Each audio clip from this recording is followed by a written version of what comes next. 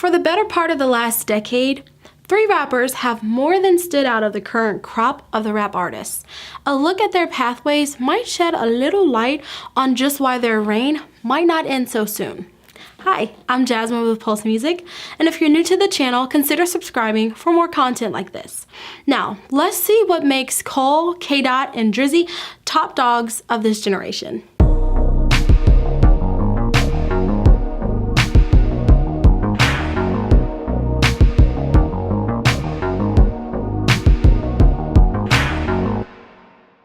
To understand the impact these 3 have had on the rap game, you would have to size up their target demographics.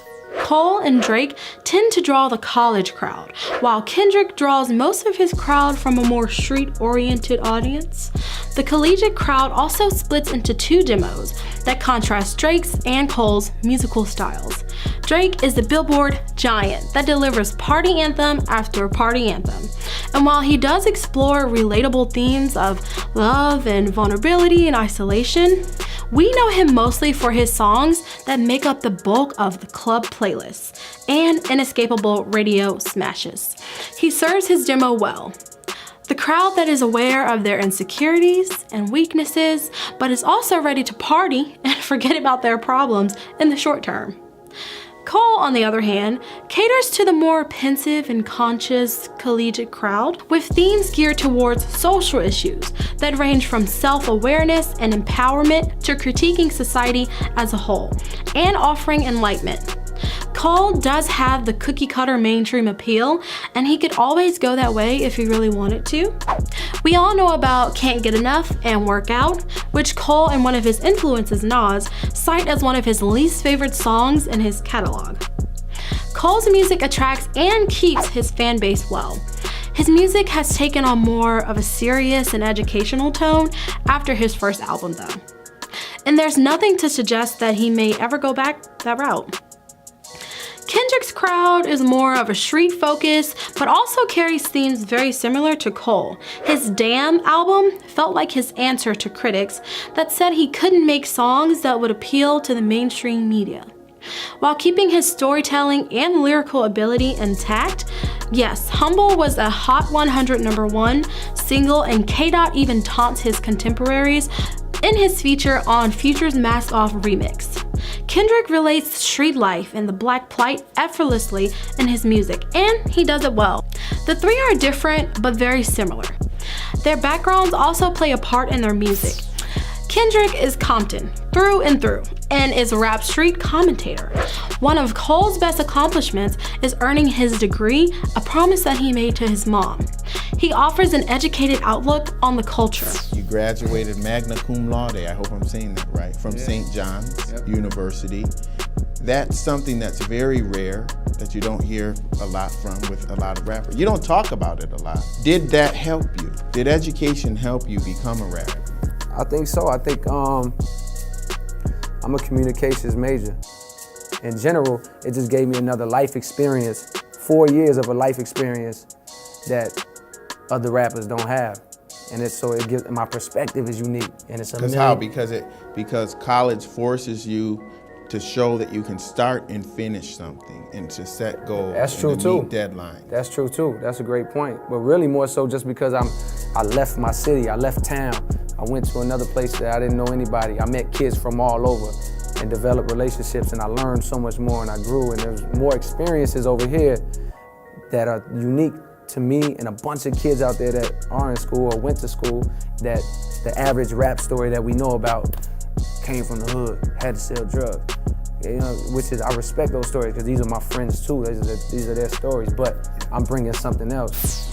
Drake is Canadian, and while he was on Degrassi as a teenage TV star, you can kind of tell how that impacted his music with a more suburban approach to his material, addressing the regular and everyday struggles from love to dealing with fear and isolation. And don't forget, Drake already told us his formula right away on his introductory track, Best I Ever Had. And he's not really been shy about making it known that he can choose the other route as well, like he stated on the Game's track 100. These three connect with their fans like no other rappers. Their music tends to mirror a lot of what their backgrounds dictated, and a fan base that lives through these situations appreciate them immensely. Plus, we see that they pretty much have the ability to float through the mainstream if they make it their focus. Now, this is not to say that each of them don't share the same kind of crowd.